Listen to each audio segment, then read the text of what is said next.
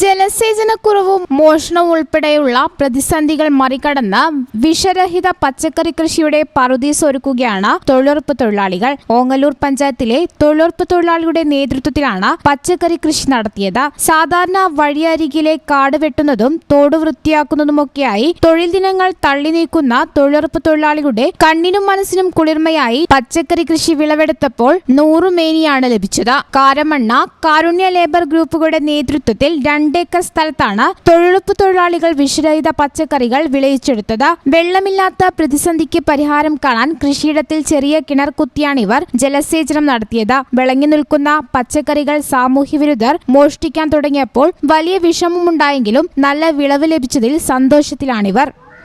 ഓങ്ങല്ലൂർ ഗ്രാമപഞ്ചായത്തിലെ മഹാത്മാഗാന്ധി ദേശീയ ഗ്രാമീണ തൊഴിലുറപ്പ് പദ്ധതിയുടെ നേതൃത്വത്തിൽ പഞ്ചായത്തിലെ 11ാം വാർഡിൽ ഉണ്ടാക്കിയ ലേബർ ഗ്രൂപ്പിൻ്റെ കാരുണ്യ അതുപോലെ തന്നെ കാരമണ്ണ 2 ലേബർ ഗ്രൂപ്പുകളുടെ പച്ചക്കറിയുടെ വിളവെടുപ്പാണ് ഇവിടെ നടക്കുന്നത്.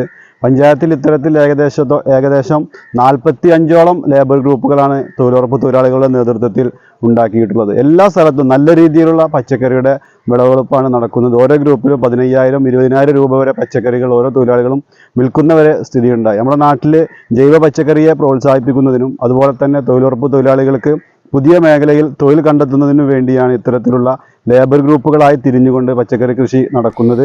വെള്ളരി, വെണ്ട, കുമ്പളം, ചിരങ്ങ, പയർ, ചീര തുടങ്ങി നിരവധി ഇനം പച്ചക്കറികളാണ് കൃഷി ഇറക്കിയത്. പഞ്ചായത്തിലെ 45 ലേബർ ഗ്രൂപ്പുകളുടെ നേതൃത്വത്തിൽ വിവിധയിടങ്ങളിൽ പച്ചക്കറി കൃഷി നടക്കുന്നുണ്ട്.